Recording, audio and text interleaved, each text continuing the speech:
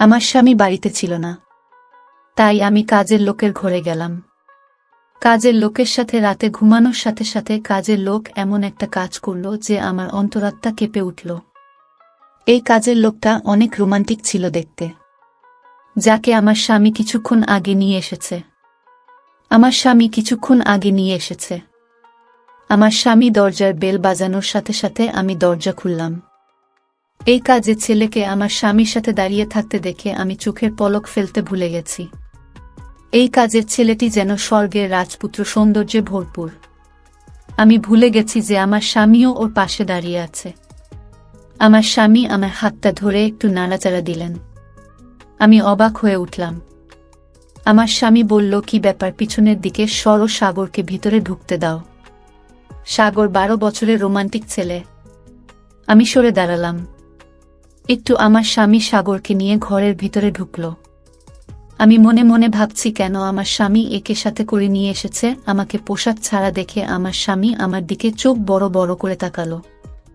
আমি বেশিরভাগ সময় বাড়িতে একাই থাকতাম। বাড়িতে আমি আর আমার স্বামী ছাড়া আর কেউ ছিল না, সেই জন্যই আমি বাড়িতে বেশি পোশাক পরতাম না। কিন্তু যখন তাকে ওরকম চোখ করে তাকাতে দেখে আমি বুঝতে পেরেছি যে আজ তার সাথে অন্য ছেলেও আছে। তাই সাথে সাথে কিছু পোশাক চেয়ারের উপর থেকে নিয়ে আমার শরীরের সাথে নিলাম। কিন্তু সাগর আমার দিকে একবারও চোখ তুলে তাকায়নি। এখানে আসার পর থেকেই চোখ নামিয়ে দাঁড়িয়ে আছে। আমি আমার স্বামীকে জিজ্ঞাসা করলাম, কে এটা? সে বলল, এই ছেলে অসহায় সম্বলহীন, কিন্তু এই ছেলে সৎ এবং ভদ্র, সেজন্যই আমি একে বাড়িতে কাজের জন্য এনেছি। এই ছেলে তোমার সাথে ঘরের ছোটখাটো কাজ করে দেবে। যদিও আমার স্বামী এক যুবককে ঘরে এনেছে শুনে আমার মন খারাপের কথা ছিল, কিন্তু আমার মন খারাপ হয়নি।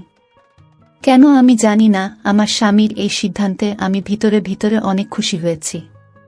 তাই বললাম, এটা তুমি অনেক ভালো করেছ, কারণ ঘরের কাজ করতে আমার অনেক কষ্ট হয়ে যায়। তারপর যখন বাজার থেকে জিনিস কিনে আনতে হয় তখন তো ক্লান্ত হয়ে পড়ি। আমার স্বামী বলল, তাই তো একে এনেছি, যাতে তোমাকে বাইরে যেতে না হয়। বাইরের সব কাজ তাকে দিয়ে করিয়ে নিতে পারবে এবং বাড়ির ছোটখাটো কাজও এ করে দেবে। আমাদের বাড়িটা অনেক ছোট ছিল, তাই বাড়িতে কাজের লোক থাকার জন্য আলাদা ঘর ছিল না। কিন্তু আমার স্বামী এই ছেলেটির জন্য বাড়ির স্টোর রুম খালি করে দিয়েছে। আমার স্বামী সেখানে একটা খাট এনে রেখেছে এবং ফ্যানও দিয়েছে। আমার স্বামী একটি প্লেটে খাবার নিয়ে স্টোর রুমে ওকে খেতে দিয়ে এলো। আমার স্বামী আমাকে বলল, যখন কোনো কাজ থাকবে না তখন এক বাড়ির ভিতরে বেশি সময় থাকতে দেবে না, একে স্টোর রুমে থাকতে বলবে। আমি বললাম, ঠিক আছে, কেন জানি না, আমার ভিতরে অদ্ভুত চিন্তাভাবনা আসে। ফলে সারা রাত শান্তিতে ঘুমাতে পারিনি আমি।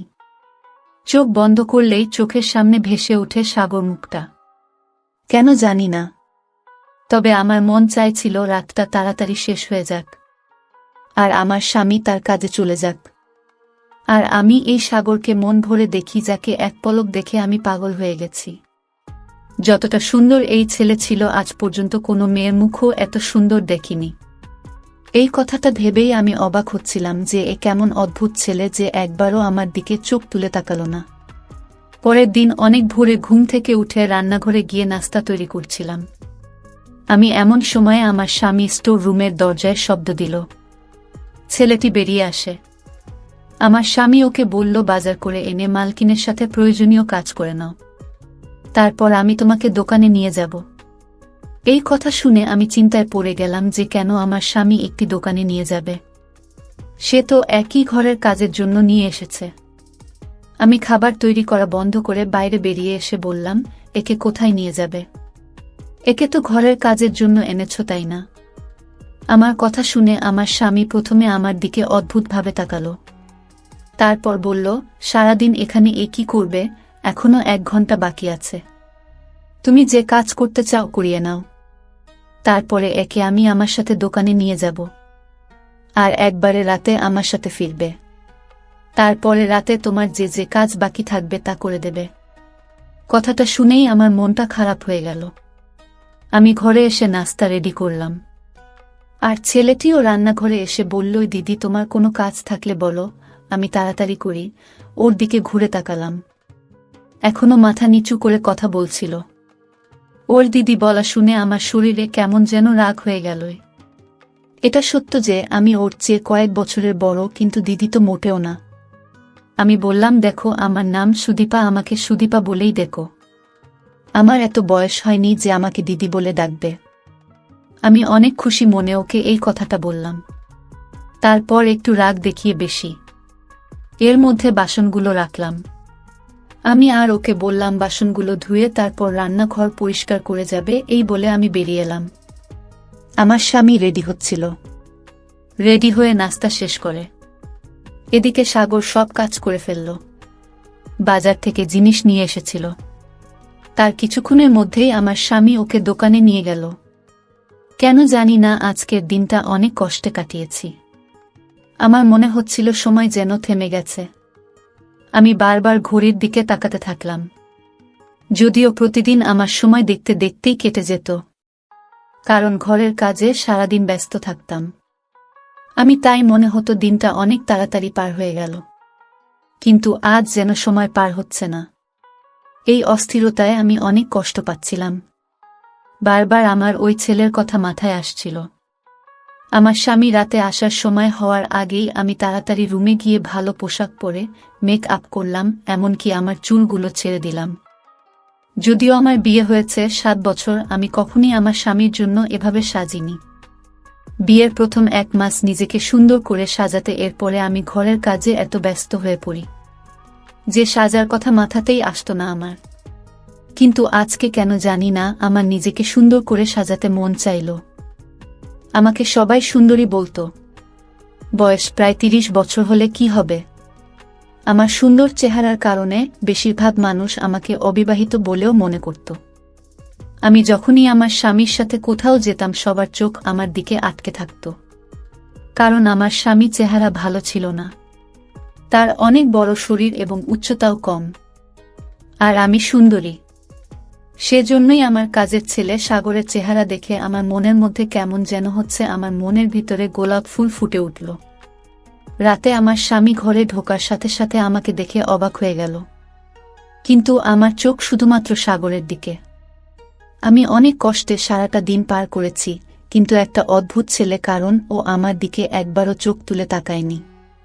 আর এটা আমাকে ভিতর ভিতর আরও কেমন করে তুলল। কিন্তু আমার স্বামী আমাকে দেখে অনেক খুশি। খাওয়া দাওয়ার পরে বলল, সুদীপা, চলো তোমাকে নিয়ে লং ড্রাইভে যাই। তোমাকে দেখতে অনেক সুন্দর মনে হচ্ছে। কিন্তু আমি তো তার জন্য সাজিনি। যার জন্য এত কষ্ট করে সাজালাম সে আমার দিকে একবারও চোখ তুলে তাকালো না। আমি চেয়েছিলাম ও আমাকে দেখুক এবং আমাকে দেখার পর তো অবাক হোক, কারণ আমিও দেখতে কম সুন্দরী। কিন্তু অত সোজা স্টোর রুমে চলে গেল। আমি আমার স্বামীকে বললাম, আমার মাথা ব্যথা করছে, আমি কোথাও যেতে পারবো না। এই বলেই আমি আমার রুমে চলে এলাম। আমি হাতের চুড়িগুলো খুলে সামনে ড্রেসিং টেবিলে রাখলাম এবং মেকআপ তুলে পোশাক পরিবর্তন করে ফেললাম। আমি শুয়ে শুয়ে ভাবতে থাকলাম কিভাবে এই ছেলের মন জয় করব। আমার মাথায় একটা আইডিয়া এলো, তাই আমার স্বামীর ওঠার আগেই আমি ছাদে চলে গেলাম। ভিজে পোশাক শুকোতে দিতে গিয়ে ইচ্ছাকৃতভাবে আমার পা মুড়িয়ে নিলাম, আর ব্যালেন্স রাখতে না পেরে সিঁড়ি দিয়ে নিচে পড়ে গেলাম। আর আমার পা খারাপভাবে ব্যথা পেল। যা আমি ভেবেছিলাম ঘটনাটা তার বিপরীতে হয়ে গেল। আমি চিৎকার করে কাঁদতে থাকলাম। আমার স্বামী এবং সাগর দুজনেই ঘর থেকে দৌড়ে বেরিয়ে হলো। আমার স্বামী আমাকে ছাদের সিঁড়ির নিচে পড়ে থাকতে দেখে জিজ্ঞেস করল, কি হয়েছে? আমি বললাম, আমার পা ভেঙে গেছে। সে আমাকে হাত ধরে দাঁড় করানোর চেষ্টা করলে আমি চিৎকার করে উঠলাম। আমি সত্যি সত্যি আমার পায়ের হাড় ভেঙে গিয়েছে। আমার স্বামী আমাকে উঠিয়ে গাড়িতে করে হাসপাতালে নিয়ে গেল। ডাক্তার আমাকে বললেন যে আমার পায়ের হাড় ভেঙে গেছে, তাই পায়ের উপরে প্লাস্টার দেওয়া হলো। আমাকে বাড়িতে এনে বিছানায় শুয়ে দিল। আমার স্বামী টেনশনে পড়ে গেলেন এবং বললেন, এখন আমি কিভাবে দোকানে যাব? সাগরকে দোকান চালাতে পাঠিয়ে দেয়। তারপরে আবার বললেন, সাগর দোকানে যাওয়ার কদিনই বা হলো, ও কি দোকান চালাতে পারবে? আমি আমার স্বামীকে বললাম, তুমি দোকানে যাও, সাগরকে এখানে রেখে যাও, আমার কিছু দরকার হলে ওকে বলবো। আমার স্বামীও রাজি হয়ে নিজের কাজে চলে গেল। আমি মনে মনে অনেক খুশি। যদিও আমার পায়ে অনেক ব্যথা হচ্ছিল, আমি পা নাড়াচাড়া করতে পারছিলাম না, কিন্তু আমার মনে শান্তি ছিল। অনেক স্বামী চলে যাওয়ার সাথে সাথে আমি সাগরকে ডাকলাম এবং আমার কিছু পোশাক খুলে সামনের সোফায় ফেলে দিলাম। সাগর আমার রুমে ঢোকার সাথে সাথেই নিচের দিকে তাকিয়ে বলল, বলুন। আমি চেয়েছিলাম ও আমাকে দেখুক, তাই আমি ওকে আমার কাছে আসতে বললাম। সাগর আমার কাছে এসে জিজ্ঞেস করল, বলুন কি বলবেন? আমি রান্না করতে পারি, তাই রান্না করে ফেলেছি।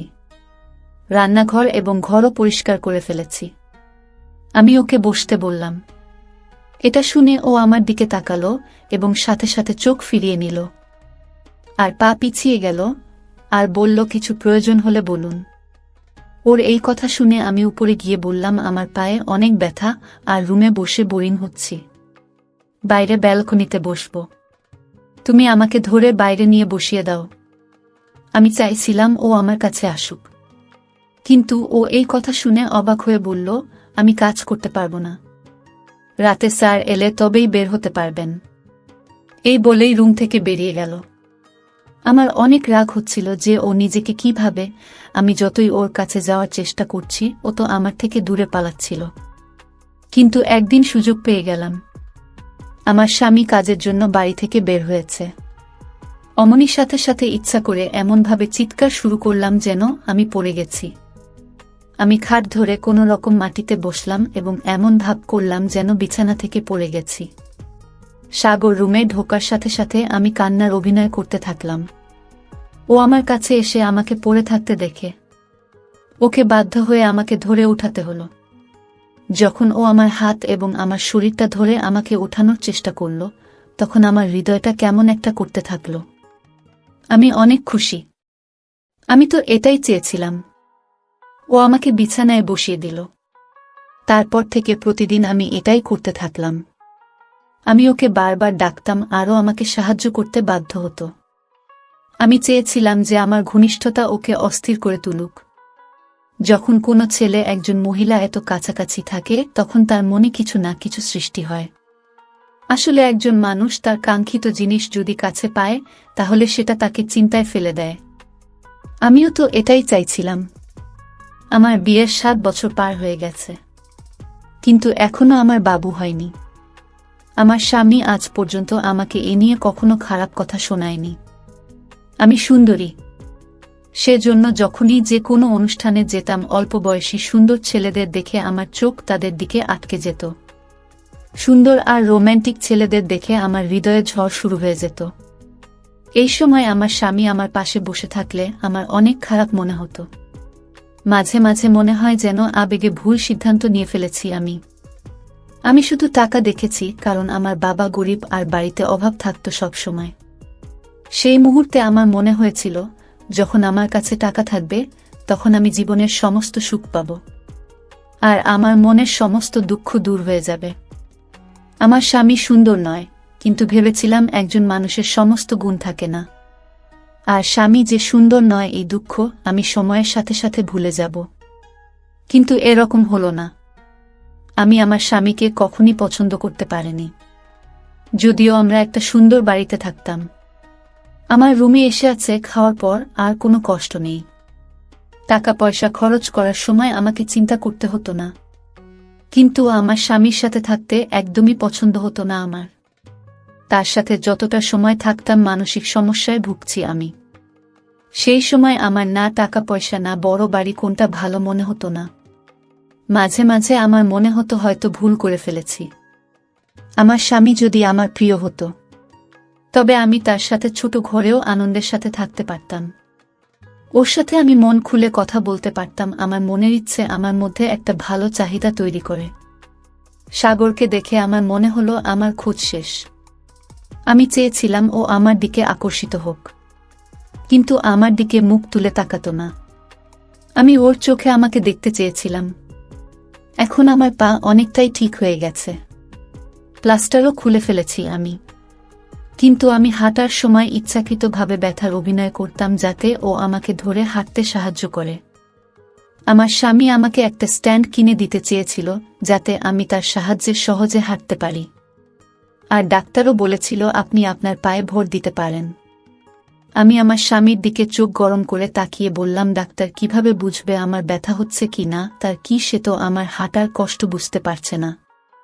কিন্তু এই নাটক কতদিন চালিয়ে যেতে পারবো? আমি আমার স্বামীর কাছ থেকে মুক্তি চাই।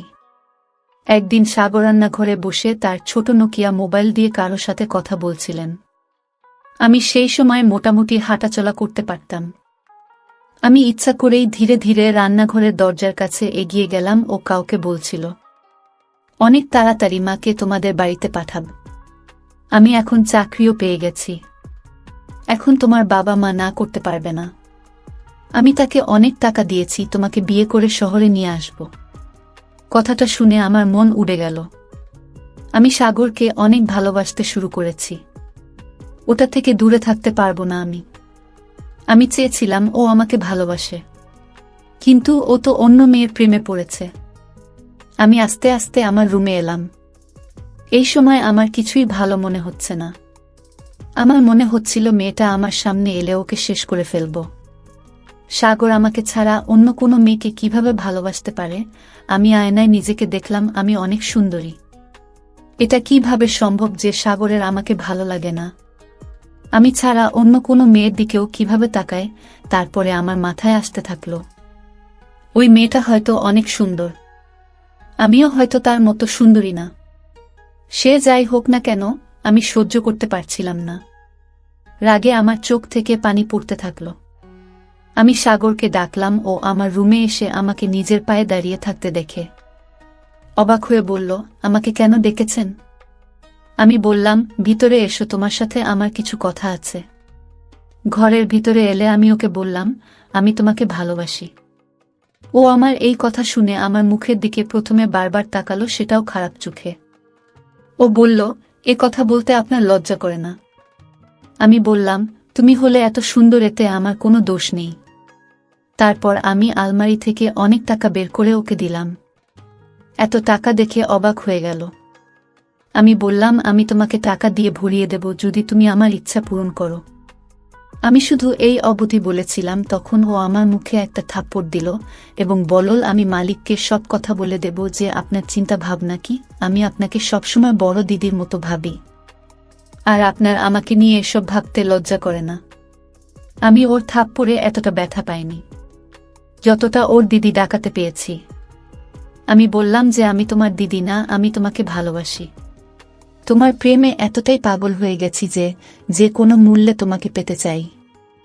আর তুমি যে মেয়েকে বিয়ে করার কথা বলছিলে, আমি তোমাকে তা করতে দেব না। আর তুমি যদি আমার স্বামীকে আমার সম্পর্কে কিছু বলার চেষ্টা করো, তবে আমি তোমার সাথে কি করতে পারি তা তুমি কল্পনাও করতে পারবে না। আমি পাগল হয়ে গিয়েছিলাম, আর পাগলের মতো চিৎকার করে ওকে সব বলছিলাম। এই কথা শুনে সাথে সাথে ঘর থেকে বেরিয়ে গেলে পরের দিনও কি বলবে আমি তো ভেবেই নিয়েছিলাম। কিন্তু ও আমার স্বামীকে বলতে থাকলো, আমি আপনার কাজ করতে পারবো না। আমার স্বামী বলল, কেন পারবে না? তুমি কি বলছো জানো? তোমার সাথে আমার 2 বছরের কথা হয়েছে। আমার স্বামী আরও বলতে থাকলো, এই তো কদিন আগে তুমি কান্নাকাটি করছিলেন কাজ নেয়ার জন্য। এই 2 মাসে এমন কি হলো যে তুমি কাজ ছেড়ে দিতে চাও? সাগর বলতে থাকলো, আমি আপনাকে কারণটা বলতে পারবো না। আমার স্বামী ওকে বলল, ঠিক আছে, তোমাকে যে অগ্রিম টাকা দিয়েছিলাম তা ফেরত দাও। আমি তোমাকে কাজের জন্য 50,000 টাকা দিইনি যে তুমি 2 মাস পরে কাজ ছেড়ে চলে যাবে। তুমি অনেক ভালো ছেলে বলে তোমাকে আমি বাড়িতে রেখেছিলাম।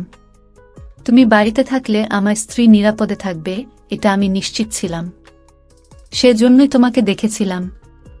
যাই হোক, কালকে শহরের বাইরে যাচ্ছি। 3 দিন পর ফিরব, সেজন্য তোমাকে 3 দিন ছুটি দিতে পারবো না। আমি ফিরে এলে চলে যেও, আর আমার টাকাও ফেরত চাই। আমার স্বামী 3 দিনের জন্য কোথাও যাবে। এটা শুনে আমি অনেক খুশি হলাম। এই 3 দিন আমি সাগরকে দিয়ে আমার ইচ্ছা পূরণ করতে পারবো। কিন্তু কথাটা শুনে সাগর অনেক টেনশনে পড়ে গেল। পরের দিন আমি আমার স্বামীর ব্যাগ গুছিয়ে দিলাম। আমার স্বামী যাওয়ার সময় আমাকে বলল, এর দিকে খেয়াল রেখো যেন পালিয়ে যেতে না পারে। পুরো 50,000 অগ্রিম দিয়েছি আমি। এর খুব প্রয়োজন ছিল।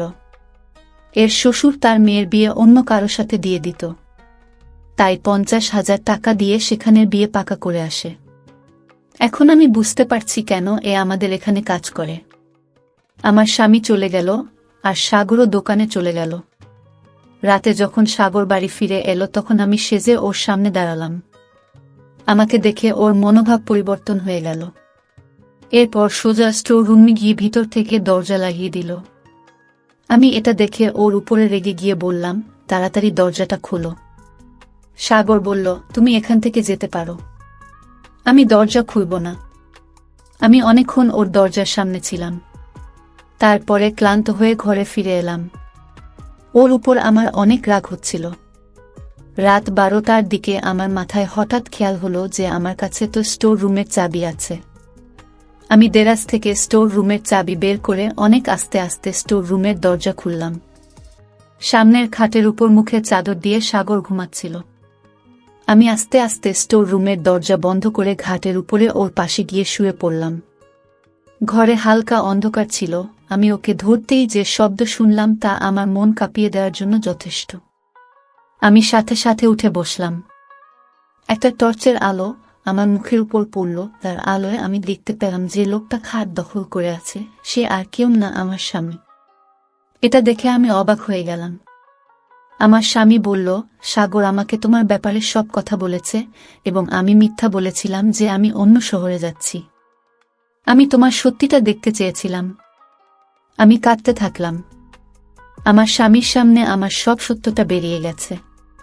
সে আমাকে ছেড়ে দিল আর সকালে আমাকে বাপের বাড়িতে ফিরে যেতে বলল, আর বলল আমিও সুন্দরী মহিলার সাথে আমার জীবন কাটাতে পারি, কিন্তু খারাপ মহিলার সাথে না। একজন স্বামী তার স্ত্রীর শখ পূরণের জন্য সারাদিন কঠোর পরিশ্রম করে এবং সে স্ত্রীর কাছ থেকে বিশ্বস্ততা আশা করে, নইলে টাকা দিয়ে তো যে কোনো খারাপ মহিলা বিছানায় যেতে রাজি হয়ে যায়। আমি সবকিছু হারিয়ে ভাবছি যদি আমি আমার চরিত্রটা ঠিক রাখতাম, যেমনটা সাগর একজন ছেলে মানুষ হয়েও রেখেছিল। তো বন্ধুরা, এই ছিল আজকের গল্প। আশা করি গল্পটি অনেক ভালো হয়েছে। যদি ভালো লাগে ভিডিওটিতে লাইক করবেন। সবাই ভালো থাকবেন। ধন্যবাদ।